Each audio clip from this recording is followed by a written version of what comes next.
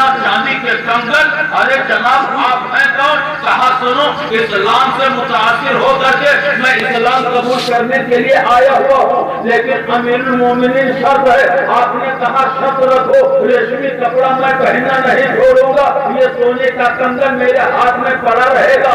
आपने शर्त को मंजूर कर लिया, तुम्हारे लिए स्पेशल छूट है। अगर तुम इस्लाम कबूल करते हो तो सोने का कंगन भी पहनोगे, रेशमी लिबास भी पहनोगे।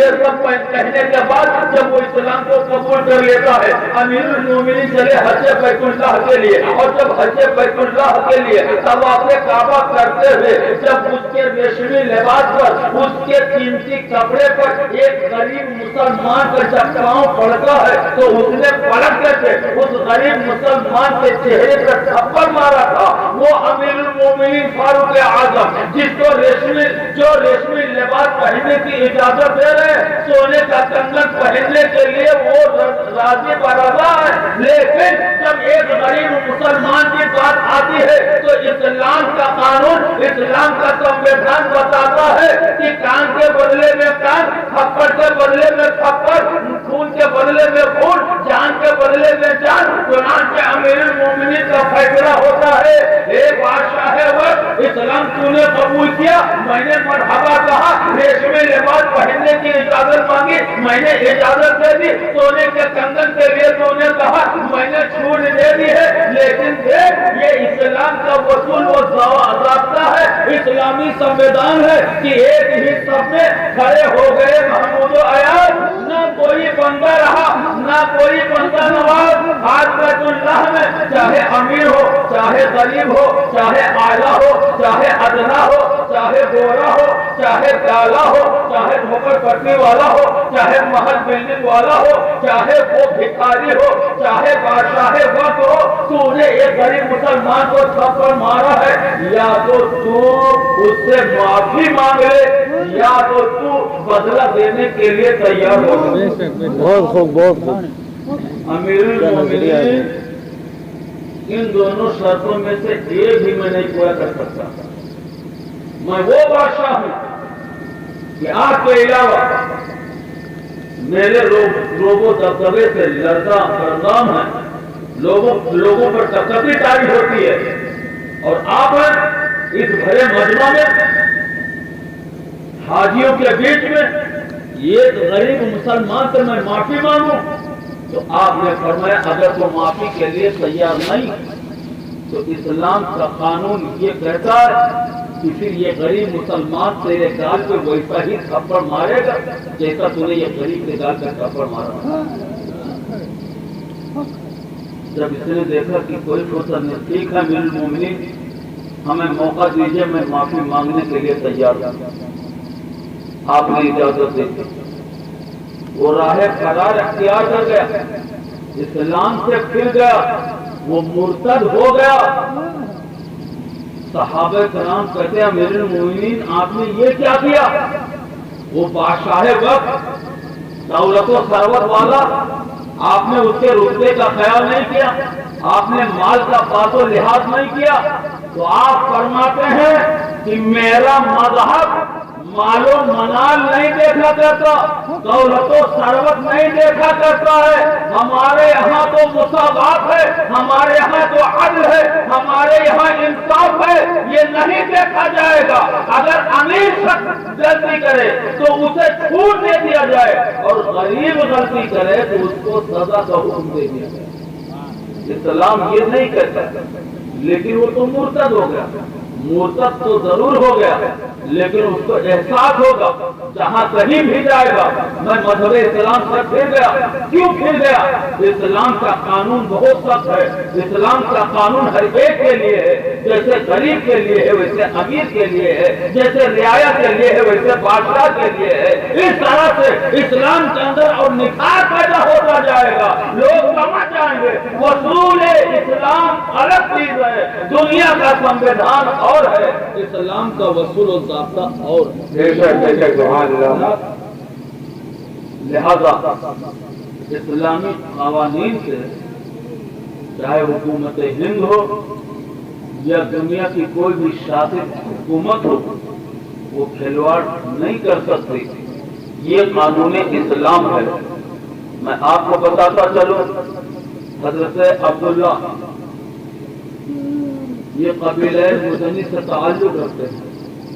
بچپن ہی میں باپ کا انتقال ہو گیا، چچا کی کفالت میں ہے، چچا بت پرست ہے، معبودان باطل کا پرستار ہے، وہ باطل خداؤں کا ماننے والا عبداللہ مزنی بچپنے سے جوانی کی دہلیز پہ قدم رکھتے ہیں، جوان ہوئے انتظار کر رہے ہیں کہ اسلام کی روشنی ہر طرف پھیل گئی ہے، ہو سکتا ہے کسی دن اسلام کی محبت میرے چچا کے دل کے اندر جاگزی ہو جائے، میرے چچا کے سینے میں اسلام کی محبت پیدا ہو جائے، اور جب میرا چچا سفر مدینہ کرے گا تو ہم بھی اس کے ساتھ ساتھ مدینہ جا کے اسلام قبول کر لیں گے۔ لیکن دیکھتے رہے، دیکھتے دیکھتے جب تھک گئے تو دل نے فیصلہ کر لیا کہ اب میں مدینہ جا کر کے ہی رہوں گا، اب میں مذہب اسلام کو قبول کر لوں گا۔ چنانچہ چچا کے سامنے انہوں نے اپنا مدعا پیش کر دیا، دلی ارادے کو انہوں نے ظاہر کیا۔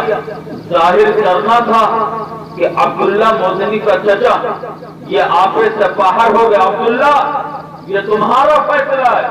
ہاں چچا، اب تک کہ میں انتظار کرتا رہا، لیکن جب آپ اپنا فیصلہ نہیں بدلے، آپ اپنے باپ داداؤں کے مذہب کو اختیار کیے ہوئے اسی پہ عمل پیرا رہے، جب انتظار کرتے کرتے میں تھک گیا تو میں نے یہ فیصلہ لے لیا کہ اب میں مدینہ طیبہ کا سفر کروں گا، پیغمبر اسلام کے ہاتھ سے میں مذہب اسلام کو قبول کر کے دارین کی سعادتوں سے مالا مال ہو جاؤں گا۔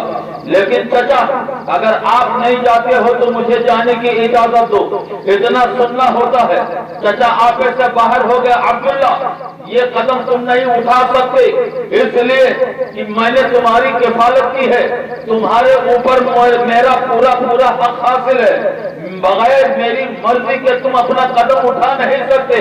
فرماتے ہیں چچا تمہاری مرضی کھانے میں، تمہاری مرضی پہننے میں، تمہاری مرضی آمدنی میں، تمہاری مرضی خرچ کرنے میں، سونے جاگنے میں، ہر معاملات میں تمہاری مرضی چل سکتی ہے، لیکن اسلام کے قبول کرنے میں تمہاری مرضی کا کوئی عمل دخل نہیں۔ یہ میرا اپنا فیصلہ ہے اور میں جا رہا ہوں۔ عبداللہ میری بات مانو، اگر نہیں مانتے تو میں اپنی جائیداد اصلی اور نقلی سے تمہیں بے دخل کر دوں گا، میں اپنی جائیداد سے یہ کوڑی بھی تمہیں نہیں دوں گا۔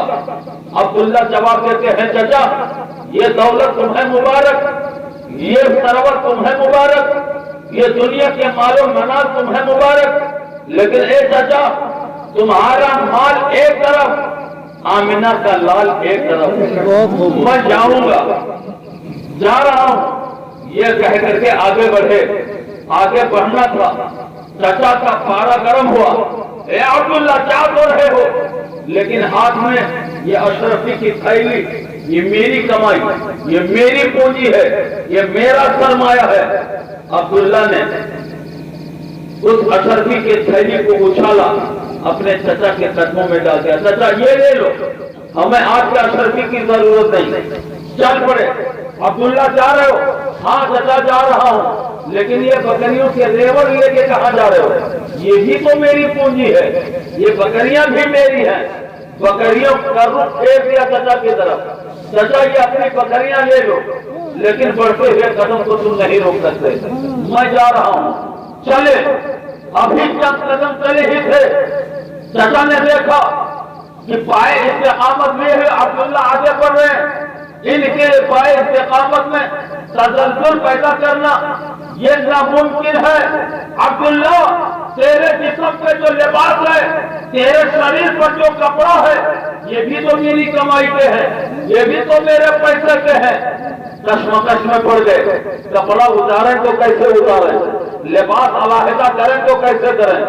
لیکن جب اسلام کی محبت میں اپنا گھر دل کے اندر بنا لیا تو اب کپڑا نگاہ میں نہیں، اب اشرفی نظر میں نہیں جچتا، اب بکریوں کے ریوڑ نہیں دکھائی دیتے، آپ نے آنکھ کو بند کیا، کپڑے کو اتارا، چچا کے حوالے کیا، چچا کپڑے پہ تمہارا اختیار، اشرفی پہ تمہارا پر، بکریوں کے ریوڑ پر تمہارا شکنجہ، لیکن عبداللہ کی طبیعت پر، اس کے دل پر تمہارا کوئی اختیار نہیں ہے، اس کے من پر تمہارا کوئی شکنجہ نہیں ہے۔ میں وہی کروں گا جو میرا دل کہے گا، میں وہی قدم اٹھاؤں گا جو میری طبیعت کہے گی، لہذا میرے بڑھتے ہوئے قدم کو اب دنیا کی کوئی طاقت نہیں روک سکتی ہے۔ بالکل برہنہ ہو کر کے عبداللہ چلے، اتفاق سے خیال آتا ہے باپ کے انتقال کے بعد ماں نے دوسری شادی کر لی تھی، ماں تو ماں ہوتی ہے، چلو ماں کی خدمت میں کم سے کم ماں سے عریضہ پیش کر دیں، ماں سے حالے دار کہہ دیں، ماں سے اجازت لے لیں، ماں کی خدمت میں پہنچے۔ ابھی ماں اسلام قبول نہیں کی ہے، ابھی ماں مذہب اسلام کے اندر داخل نہیں ہوئی ہے، جب جوان بچے کو برہنہ دیکھا، جب سر سے پاؤں سے ننگا دیکھا، ماں نے جیسے ہی یہ مشاہدہ کیا، آنکھ میں آنسو آ گئے، میرے لال تیرا یہ ہولیا کس نے بنایا؟ آپ نے تیرے کپڑے کو کس نے اتارا؟ آپ نے تجھے ننگا کس نے کیا ہے؟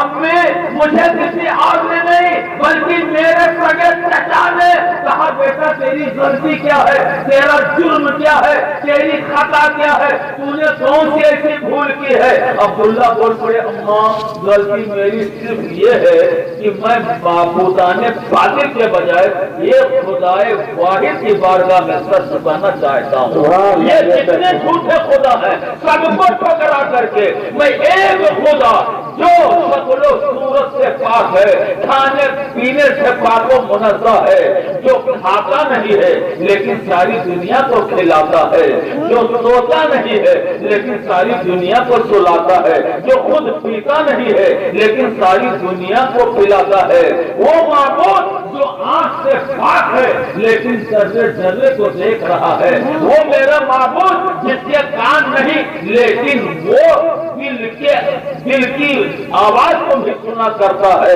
نحن اقرب الیہ من حبل الورید، میرے بندو میں تو تمہارے شہر رستے سے زیادہ قریب ہوں، وہ میرا معبود، لہذا میں اس کی محبت میں اسے اپنا معبود ماننے کے لیے میں نے سفر مدینہ کا ارادہ کر لیا ہے۔ اماں تیرا کیا خیال ہے؟ ماں سوچتی رہی، بیٹا اپنے باپ دادا کے مذہب کو، دین کو چھوڑ کر کے تم نئے مذہب کو قبول کرنا چاہتے ہو؟ اماں یہ صرف دماغی فیور ہے، یہ نیا مذہب نہیں، یہ تو وہی مذہب ہے جو بابا آدم سے لے کر کے اب تک کے چلا ہے، اور جتنے بھی مذہب ہیں یہ بعد کے پیداوار ہے۔ کوئی ویدک دھرم بتا رہا ہے سب سے پرانا مذہب، لیکن مذہب اسلام سے زیادہ قدیم کوئی مذہب نہیں۔ حضرات شروع سے لے کر کے اب تک جب کوئی آدم زاد نہیں، کوئی آدمی نہیں، کوئی انسان نہیں، کوئی مانو نہیں، سب سے پہلے حضرت آدم علیہ السلام کو اللہ نے اپنی قدرت کاملہ سے بغیر ماں باپ کے پیدا کیا، پھر ان کی بائیں پسلی سے، جبکہ یہ جنت میں اکیلے جب گھبرا رہے تھے، سکون نہیں حاصل تھا، اطمینان ان کو نہیں مل رہا تھا، سکون قلب کے لیے رب کی بارگاہ میں دعا کرتے، اے مولا اتنی لمبی چوڑی جنت ہے اور اس جنت میں اکیلے جی گھبرا رہا ہے، تسکین قلب کے لیے اللہ نے ان کی بائیں پسلی سے سونے کی حالت میں مائی حوا کو پیدا فرمایا، مائی حوا پیدا کی گئی۔ اسی لیے اب اندازہ کرو، سب سے پہلے انسان، سب سے پہلے مرد، بعد میں مرد کی بائیں پسلی سے عورت پیدا کی گئی ہے۔ اسی لیے الرجال قوامون علی النساء، مردوں کو عورتوں پہ حاکم بنایا گیا ہے۔ آج مرد کے برابر کا حصہ عورتیں مانگ رہی ہیں نا، تم سب کچھ ہو سکتی ہو، سی ایم ہو سکتی ہو، پی ایم ہو سکتی ہو، لیکن مرد نہیں ہو سکتا۔ مرد سے عورت ہے، عورت سے مرد نہیں ہے، مرد سے عورت ہے۔ اسی لیے میرے آقا فرماتے ہیں کیونکہ عورت بائیں پتلی سے بائیں پتلی ٹیڑھی ہوتی ہے، عورت کی ذات میں اس کی فطرت میں ٹیڑھا پن ہوتا ہے، لہذا عورت کو سیدھا کرنے کی کوشش بھی مت کرنا۔ جہاں آپ اس کی ایک برائی دیکھ رہے ہو اس کی 99 اچھائیاں بھی دیکھو، گھریلو کام کاج کو بھی دیکھو، اس کی ذمہ داریوں کو بھی دیکھو، بچوں کی پرورش دیکھو، شوہر کی خدمت دیکھو، گھر کی حفاظت، مکان کی دیکھ ریکھ، یہ تمام ذمہ داریاں عورتوں کی دیکھو۔ اور یہ دیکھنے کے بعد اگر ایک غلطی کہیں تمہیں مل بھی جائے تو اس غلطی پہ ڈنڈا لاٹھی مت اٹھاؤ بلکہ اس کو نظر انداز کر دو۔ ہمیں 99 اچھائیاں ہیں، اگر ایک برائی بھی آ گئی، ایک غلطی بھی پیدا ہو گئی تو اسے معاف کر کے ان 99 اچھائیوں کو سامنے کرو۔ سرکار اگر سیدھا کیا جائے تب میرے آقا فرماتے ہیں کیونکہ بائیں پتلی سے کوئی بھی لکڑی جو ٹیڑھی ہو سوکھی ہو اگر اسے سیدھا کرنے کی کوشش کرو گے تو وہ لکڑی سیدھا نہیں بلکہ وہ لکڑی ٹوٹ۔ اگر عورتوں کی فطرت میں ٹیڑھا پن ہے، اگر انہیں بالکل سیدھا کرنے کی کوشش کرو گے رشتہ تو ٹوٹ سکتا ہے لیکن یہ سیدھا نہیں ہو سکتی ہے۔ عبداللہ کی ماں ہوتی ہے، سوچ میں پڑ گئی، کہا ٹھیک ہے بیٹا آپ جا سکتے ہو، میری طرف سے اجازت ہے اگر تمہارا یہ ارادہ ہے، لیکن اماں ہم چلے تو جائیں گے لیکن ایسے ہی پرہنا، ایسے ہی ننگے سر ننگے بدن، ماں تیرے پاس کوئی کپڑا ہو تو ہمیں دے دے۔ عبداللہ کی ماں گھر کے اندر بھی لمبا چوڑا ایک چادر لے کے آئی، بیٹا یہ لے لے اپنے صدر کو چھپا لے۔ عبداللہ نے اس کے 2 ٹکڑے کیے، ایک کی لنگی بنائی اور ایک سے جسم کو ڈھانپ لیا، اسی حالت میں چلے۔ اب جب آگے بڑھے عقل و عشق کے درمیان عقل کہہ رہی ہے، اس لیے کہ عقل بڑی عیار ہوتی ہے، بڑی مکار ہوتی ہے، عقل عیار ہے تو دیش بدل لیتی ہے۔ عشق بیچارہ، عشق بیچارہ نہ ملا ہے نہ حکیم، یہ عشق ہے، عشق مجبور ہوتا ہے، مجبور نہیں بلکہ مضبوط ہوتا ہے۔ عقل عیاری میں مکاری میں عقل کہہ رہی ہے عبداللہ مدنی اجنبی جگہ، اجنبی شہر، اجنبی ماحول، راستہ کون بتائے گا، راہ کون دکھائے گا، کون تمہیں راستہ سجھائے گا، کہاں جا رہے ہو، ہلکان ہو جاؤ گے، پریشان ہو جاؤ گے، جان تمہاری جا سکتی ہے، تباہی میں پھنس سکتے ہو۔ لیکن عشق نے کہا نہیں عبداللہ چلو، ساتھ میں نبھاؤں گی، عشق تمہیں پہنچائے گا، محبت تمہیں منزل میں مقصود تک لے جائے گی، ہمت کرو، قدم آگے بڑھاؤ۔ عقل کہہ رہی ہے لیکن عبداللہ اب عشق کے کہنے پہ چل تو رہے ہو لیکن راستہ کون بتائے گا، تمہارے لیے راستہ کون ہموار کرے گا؟ تپتا ہوا صحرا ہے، جلتا ہوا ریگستان ہے، کڑاکے کی دھوپ ہے، لو کے تھپیڑے ہیں، جھلس کر کے خاکستر ہو جاؤ گے، راکھ ہو جاؤ گے۔ عشق نے جواب دیا یہ دھمکی مت دو، ہمیں مرعوب مت کرو، خوف زدہ مت کرو، راستہ کون بتائے گا، راستہ کون دکھائے گا؟ سنو اے عقل، میں تم سے راستہ نہیں پوچھوں گا، میں تم سے نشاندہی نہیں کراؤں گا، میں مدینہ کے سفر کے لیے میں تمہیں اپنا گائیڈ نہیں مانوں گا، بلکہ حال تو میرا یہ ہوگا کہ قدم اٹھ رہے ہیں مدینے کی جانب، ستاروں سے میں راستہ پوچھ لوں گا، قدم اٹھ رہے ہیں مدینے کی جانب، ستاروں سے میں راستہ پوچھ لوں گا، میرے مصطفیٰ کو تو سب جانتے ہیں، کسی سے بھی ان کا پتہ پوچھ میرے مصطفیٰ کو 15 دن کی مسافت یمن سے چلے، 15 دن متواتر گرتے پڑتے بغیر کھائے پیے کے جب یہ مدینہ پہنچے ہیں، رات کے 2:30 بج رہے تھے، میرے آقا صلی اللہ علیہ وسلم حجرہ عائشہ سے نکل کر کے مسجد نبوی میں تہجد کی نماز پڑھنے کے لیے تشریف لیے جا رہے ہیں۔ حضرات، امتی پر 5 وقت کی نماز، نبی پر 6 وقت کی نماز پڑھ رہے ہیں۔ 5 وقت وہ جو ہمارے آپ کے اوپر ہے، میرے آقا پر تہجد کی بھی نماز پڑھ رہے ہیں۔ آپ تہجد کی ادائیگی کے لیے مسجد نبوی میں تشریف لیے جا رہے تھے، اچانک عبداللہ پر نظر پڑی۔ میرے آقا فرماتے ہیں، ما اسمک من انت، اے جانے والے شخص تو کون؟ ما اسمک، تیرا نام کیا ہے؟ غلط پڑے، انا المسافر، انا اسمی عبداللہ، میں ایک مسافر ہوں، میں بے وطن ہوں، میرا نام عبداللہ ہے۔ عبداللہ، کہاں جا رہے ہو؟ کہاں میں جا رہا ہوں؟ مدینہ کے تاجدار کے پاس، رب کے دلدار کے پاس، زمانے کے مالک و مختار کے پاس۔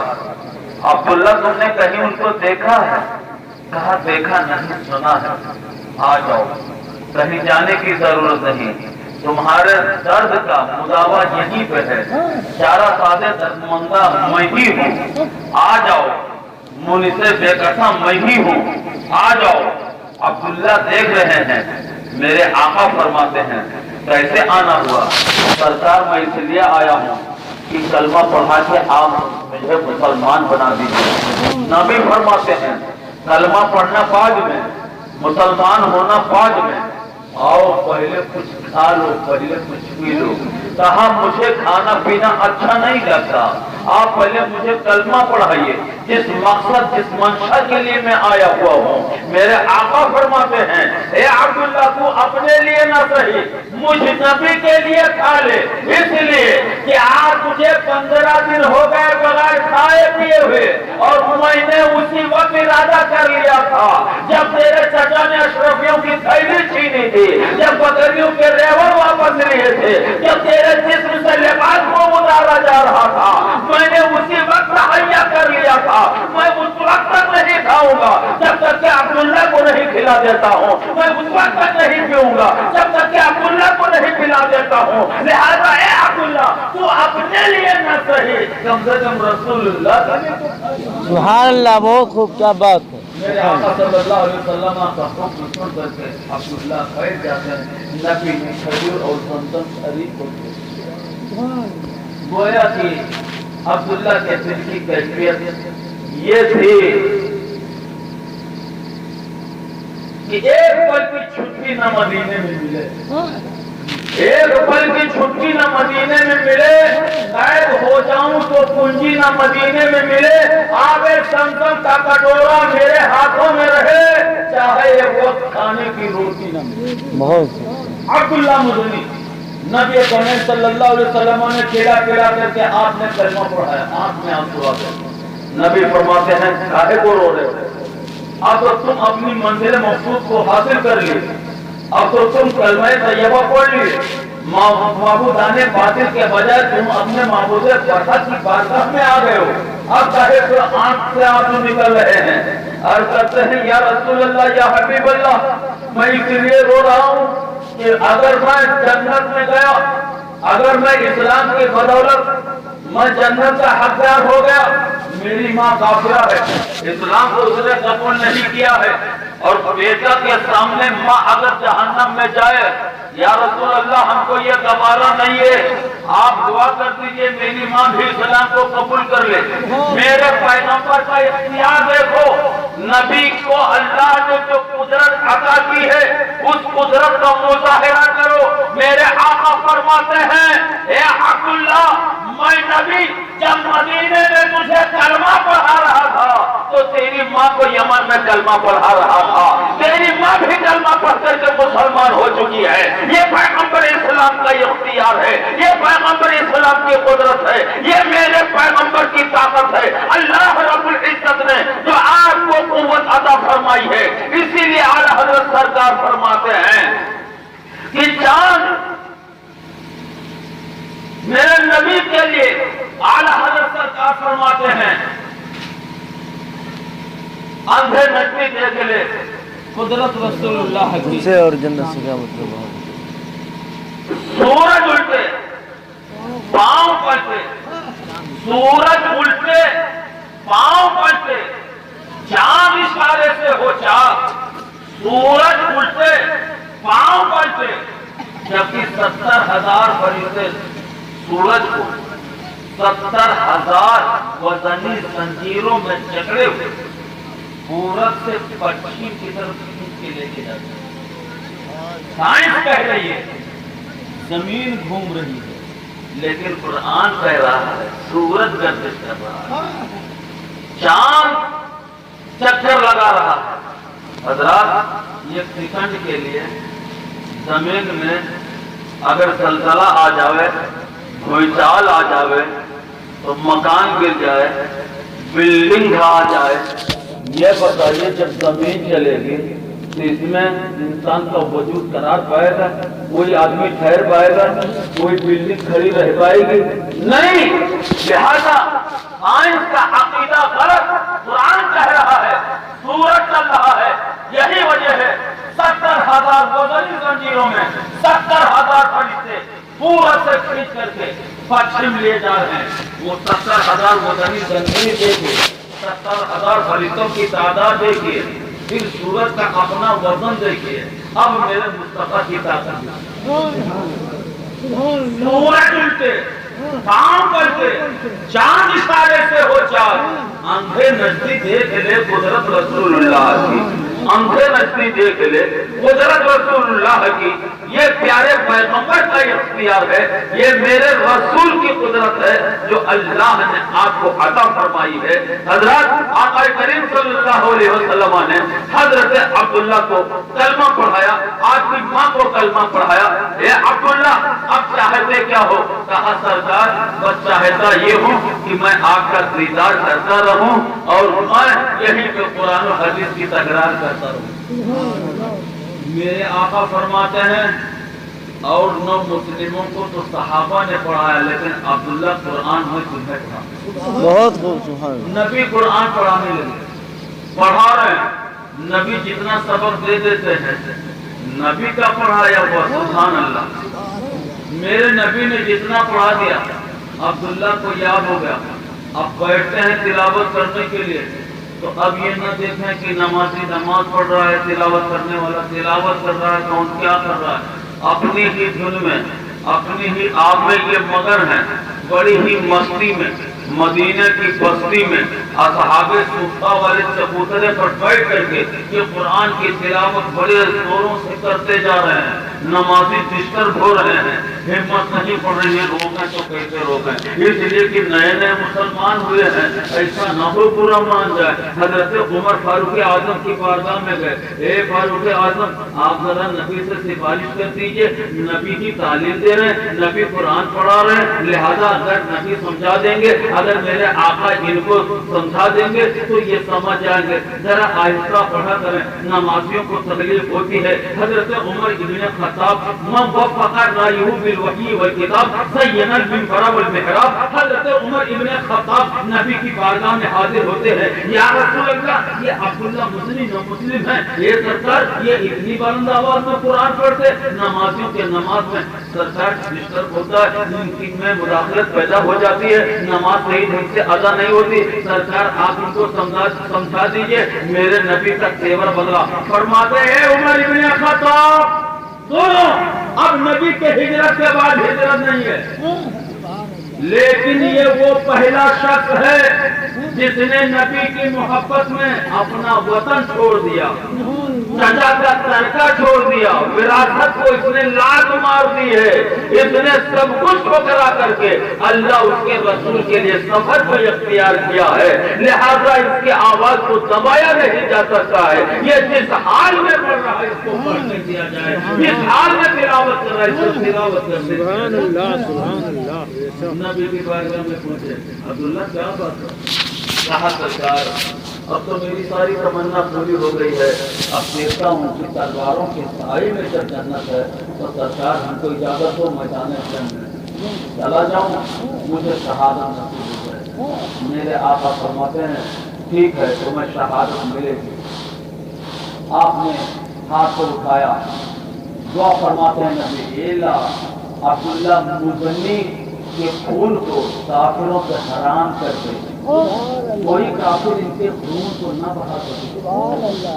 عبداللہ تڑپ گئے، سرکار میں شہادت کی تمنا کے لیے آیا ہوں، میں آرزوئے شہادت لے کے آیا ہوں، آپ دعا فرما دیں کہ میں شہادت کے درجے پر فائز ہو جاؤں، اور سرکار آپ سے میرے خون کو کافروں کے حرام کر دیں گے تو شہادت کہاں نصیب ہوگی؟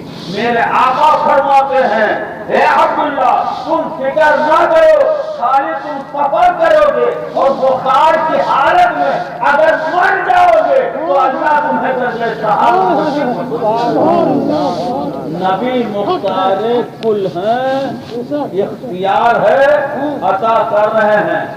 حضرات عبداللہ مزنی یہ بخار کی شدت میں آپ کو موت واقع ہوتی ہے، درجہ شہادت آپ کو نصیب ہوتا ہے، اور اس صحابی کے صدقے میں اللہ نے ہر اس شخص کو یہ مرتبہ دے دیا جو بخار کی حالت میں مرے گا اسے شہیدوں کے درجے میں رکھا جائے گا، وہ شہادت کی موت پائے گا۔ اور میں بلحا والوں آپ کو اور یہ نسخہ بتا دوں، لیکن بتایا اس کو جاتا ہے جو اس کو سنبھال سکے۔ ارے ڈاکٹر کے یہاں آپ قیمتی سے قیمتی کیپسول لے لو، ٹیبلٹ لے لو، سیرم لے لو، ٹانک لے لو، اور اگر آپ اس کو یوز نہ کرو تو آپ یہی کہو گے یار ڈاکٹر اچھا نہیں ہے، اس کا علاج ٹھیک نہیں ہے۔ اگر پہلے آپ یوز کر کے دیکھو پھر کہو کہ ڈاکٹر کا علاج اس کا تجربہ ٹھیک ہے کہ نہیں ہے۔ میرے آقا صلی اللہ علیہ وسلم فرماتے ہیں جہاں شہادت کی بات آئی ہے، کربلا میں جہاں 72 شہیدوں نے اپنی جان قربان کی، اپنی گردن کٹا دی، اپنا سر قربان کیا، سب درجہ شہادت پر فائز ہوئے ہیں، لیکن برہا کہ خوش حقیقت سنی مسلمانوں، میں مفت میں آپ کو یہ نسخہ دے کے جا رہا ہوں، آپ پاک و صاف رہو، شام کو سوتے وقت صرف اور صرف وضو کر کے، جیسے نماز کے لیے وضو کرتے ہو ایسے وضو کر کے اپنے بستر پر سو رہو، صبح ہونے سے پہلے پہلے اگر آپ کو موت آ گئی تو اللہ آپ کو شہیدوں کے ساتھ صرف وضو کر کے سو جاؤ، وضو۔ دوسرا نسخہ قل اعوذ برب الفلق قل اعوذ برب الناس، یہ تین مرتبہ پڑھ کر کے اگر آپ سو گئے، اگر موت آ گئی تو اللہ آپ کو درجہ شہادت نصیب کرے۔ ایک تو کوئی جادو ٹونا ٹکا سحر وغیرہ کرے گا وہ اٹیک نہیں ہوگا، دوسرے اگر مر بھی گئے اپنی موت سے تو اللہ شہیدوں کے ساتھ آپ کا حشر فرمائے گا۔ میری وہ ماں بہن ہے جو زندگی کی حالت میں، حالت ولادت میں، بچے کی پیدائش کے وقت میں جن عورتوں کا انتقال ہو جاتا ہے، یا وہ بچے جو اس حالت میں جن کا حمل خام ہو جاتا ہے، بچے کچے گر جاتے ہیں، اللہ انہیں بھی درجہ شہادت پہ فائز فرماتا ہے، اور کل قیامت کے دن وہی بچے گوشت کے لوتھڑے کی شکل میں، نہ ہاتھ نہ پاؤں نہ آنکھ نہ کان، گوشت کا لوتھڑا، لیکن اللہ اس گوشت کے لوتھڑے کو بھی اختیار دے گا، اے میرے بندے جا جنت میں چلا جا، تو کہے گا مولا نہ آنکھ نہ دیدار نہ ہاتھ نہ پاؤں، میں کہاں جاؤں؟ کہا پھر تو کیسے جائے گا؟ اے اللہ کم سے کم ہمارے ماں باپ کو ہمارے ساتھ کر دے، وہ ہمارے ساتھ رہیں گے تو ہم جنت میں چلے جائیں گے۔ اللہ کی رحمت جوش میں آئے گی۔ گوشت کا لوکڑا ہے میری ماں بہنیں، اگر ایسا وقت آ جاتا ہے اس کے لیے آپ غم نہ کرو، اللہ مسبب الاسباب ہے، میرے رب کے علم میں ہے کہ تمہارے پاس نیکیوں کا ذخیرہ نہیں ہو سکتا ہے، تم ہمارے خیر نہیں کر سکتی ہو، اللہ یہ موقع دے دیتا ہے تاکہ وہ بچہ کل تمہاری شفاعت سے تمہیں جنت میں لے جا سکے، تمہیں جنتی بنا سکے۔ اس لیے اس کے لیے بھی کوئی غم کوئی فکر نہ کرو، یہ سب اللہ ہی کی طرف سے ہوتا ہے۔ اور جو پانی میں ڈوب کے مر جائے، اب ایسا نہیں کہ بلہ والے فیصلہ کریں ارے یار جب ڈوب کے مر جانے سے شہید ہو جاتا ہے تو سویر ہو ڈالے تو شہید ہو گئے۔ اب کھڑے پہنچ جب کے گڈو کمبل سے روے شروع کرو تو میرے جائے تھے صحیح بلکہ ظاہر نہیں، اچانک پاؤں پھسل گیا، آپ پانی کے نظر ہو گئے، جان بوجھ کر کے ایسا کیے تو یہ خودکشی ہے، اور اسلام میں خودکشی حرام ہے، یہ حرام موت ہے۔ اچانک پاؤں پھسل گیا یا سیلاب کے نظر آپ ہو گئے، اچانک اس میں آپ گر گئے، ایسی حالت میں جو ڈوب کے مر جائے، کسی کے اوپر دیوار گر گئی، مکان گر پڑا، اس میں دب کے مر گیا، وہ بھی درجہ شہادت کو پا لیا کرتا ہے۔ شہیدوں کی 36 قسمیں ہیں، لیکن ان 36 قسموں میں سب سے اعلیٰ درجہ ان کا ہے جو اعلیٰ کلمۃ الحق کی بلندی کے لیے، عظمت قرآن کو بچانے کے لیے، حدود الہیہ کی حفاظت کے لیے، مسلم پرسن اللہ کی سرکشا کے لیے، کعبۃ اللہ کے تقدس کو پامال ہونے سے روکنے کے لیے، جو سر واحد مولا میں قربان ہو، جو گردن رب کی بارگاہ میں جھک کر کے، اور جو گردن رب کے نام پر کٹے، وہ درجہ شہادت بہت ہی اعلیٰ و عرفہ ہوا کرتا ہے۔ جیسا کہ شہنشاہ کربلا، تاجدار کربلا، سیدنا سرکار امام حسین و جملہ شہدائے کرب و بلا نے اعلیٰ کلمۃ الحق کی بلندی کے لیے انہوں نے اپنی قربانیاں پیش کی ہیں، خاندانی وجاہت کے لیے، اپنے خاندانی شرافت کے لیے، یا دنیاوی نام و نمود کے لیے نہیں، بلکہ گھر جاتا ہے تو جانے دو، اگر خیمہ لٹے تو لٹنے دو، چلتا ہے تو چلنے دو۔ وقت آیا تو آقا نے سر دے دیا، راہ مولا میں بن تو سر دے دیا، ایک جان ہی نہیں گھر کا گھر دے دیا، ایک جان ہی نہیں گھر کا گھر دے دیا، ایک حیدر کا احسان اسلام پر، ایک جان ہی نہیں گھر کا گھر دے دیا۔ خلوص للہ، ورنہ خالی گلے کا کٹنا، سر کا جدا ہونا، یہ درجہ شہادت کو پہنچا دیتا تو حضرات یزیدی لشکریوں میں معلوم نہیں کتنوں کے سر کٹے، وہ بھی شہید ہوتے، لیکن نہیں، اعلیٰ کلمۃ الحق کے لیے، جو عظمت قرآن کو بچانے کے لیے، ناموس رسالت کی حفاظت کے لیے، جو اس طرح سے گردنیں کٹتی ہیں، مولا عز و جل ان کے درجات کو بلند و بالا فرمایا کرتا ہے۔ خلوص اگر شامل ہے، للہیت اگر ساتھ میں ہے، تو انشاءاللہ یہ کام دنیا میں بھی مفید آور ہے اور آخرت میں بھی نفع بخش۔ اگر صرف دکھاوا، صرف اس میں ریا، صرف سما کہ لوگ واہی کریں، ارے بڑا پہلوان، بڑا شکتیشالی، بڑا شکتیمان، یقین جان لیجیے دنیا میں ناموری شہرت تو حاصل ہو سکتی ہے، لیکن آخرت میں کوئی بینیفٹ، کوئی لابھ نہیں مل سکتا ہے۔ اس لیے کوئی بھی کام ہو محفل میلاد ہو، مسجد و مدرسہ کی تعمیر ہو، یا اگر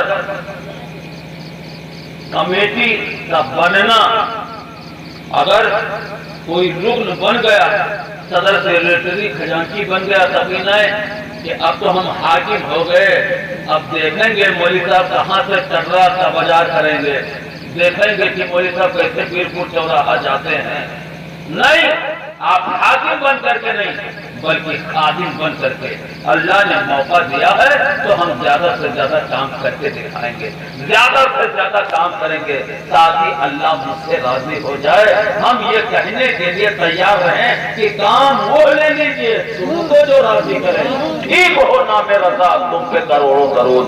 اللہ اگر موقع دے تو بڑی خلوص و للہیت کے ساتھ، اگر آپ ایک دانہ بھی خلوص و للہیت کے ساتھ، ایک اینٹ بھی خلوص و للہیت کے ساتھ لگا رہے ہو، خدا کی قسم ہزاروں اینٹ سے بڑھ کر کے وہ ایک اینٹ ہے۔ آئیے میں خلوص و للہیت کے اس اعمال کو آپ کے سامنے پیش کرتا چلوں جو صحابہ کرام نے پیش کیا ہے۔ یہ صحابی رسول ہیں، نبی کونین صلی اللہ تعالی علیہ وسلم نے اسلامی تعاون کے لیے، اسلامی مدد کے لیے جب آپ نے چندہ کی آواز لگائی ہے، چندہ کا نعرہ بلند کیا، لوگ ذوق در ذوق پیش کرتے رہے۔ حضرات یہی نہیں بلکہ مولا کائنات حضرت علی شیر خدا رضی اللہ تعالی عنہ ہیں، کافر کے مد مقابل ہیں، یہاں تک کہ کافر کے آپ کو غلبہ حاصل ہو گیا، کافر کے سینے کے آپ بیٹھے ہوئے میاں سے تلوار نکالے، قریب تھا کہ اس کی گردن پہ وار کر دیں، اس کا سر قلم کر دیں، اتنے میں اس کافر نے تھوک دیا، چہرے پہ تھوکنا تھا۔ اب اگر چہرے پر کوئی تھوک دے تو غصہ اور بڑھ جائے گا، جلال اور آئے گا، آنکھ اور سرخ ہو جائے گی، چہرہ پر دمع اٹھے گا۔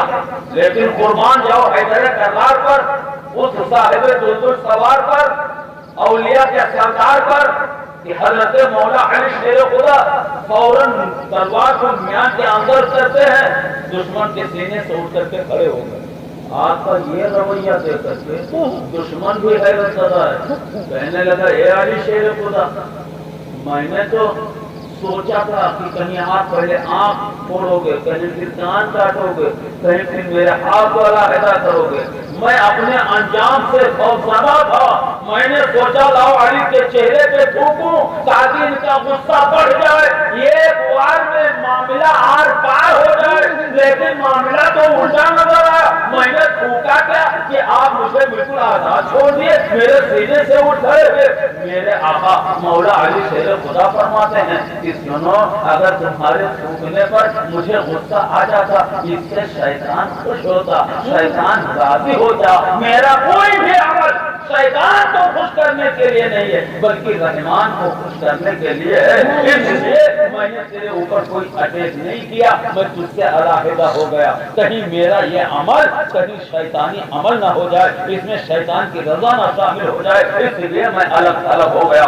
آج کا یہ کردار دیکھ کر کے مد مقابل وہ یہودی مولا علی شیر خدا کے ہاتھ پہ کلمہ پڑھ کر کے مشرف پر اسلام۔ سبحان اللہ، خلوص اگر شامل ہے تو انشاءاللہ دنیا میں بھی کامیابی ہے اور آخرت میں بھی کامیابی ہے۔ مذہب اسلام تمامی معبودان باطل کے آگے سے، چاہے وہ چاند ہو، سورج ہو، تارے ہو، پیڑ ہو، پودا ہو، کنکر ہو، پتھر ہو، دریا ہو، نالا ہو، کوئی ہو، ان ساری چیزوں سے ہمیں آپ کو اٹھا کر کے ایک معبود وحد کی بارگاہ میں لاتا ہے۔ جب بندے مومن، بندے مسلم جب یہ خدائے واحد کی بارگاہ میں جھکتا ہے تو یہ دنیا کے تمامی معبودان باطل سے بے نیاز ہو جاتا ہے، تمامی فرقہ باطلہ سے بے خبر ہوتا ہے، جسے صرف اپنے رب کا شہوت نظر آتا ہے، یہاں تک کہ اس کے اندر خلوص الالہیت کہ وہ آثار پیدا ہو جاتے ہیں کہ اس کا نفس نفس خون کا قطرہ قطرہ پکار اٹھتا ہے، ان صلاتی و نسکی و محیای و مماتی للہ رب العالمین، میری یہ نماز، میری قربانی، میری زندگی، میری موت سب اس رب کے لیے ہے جو سارے جہان کا پالن ہار ہے۔ تو حضرات کوئی بھی عمل ہو، کوئی بھی کام ہو، ہمارے شفیع بھائی تشریف بھائی نے جو یہ عمل کیا الحمدللہ یہ قابل تقلید ہے۔ اللہ عز و جل ان کی اس پاکیزہ بزم کو اپنی بارگاہ میں قبول فرمائے اور اس بزم پاک کے صدقہ توسل سے اللہ ہمارے صغیرہ کبیرہ گناہوں کی بخشش و مغفرت فرمائے۔ اللہ رب العزت آج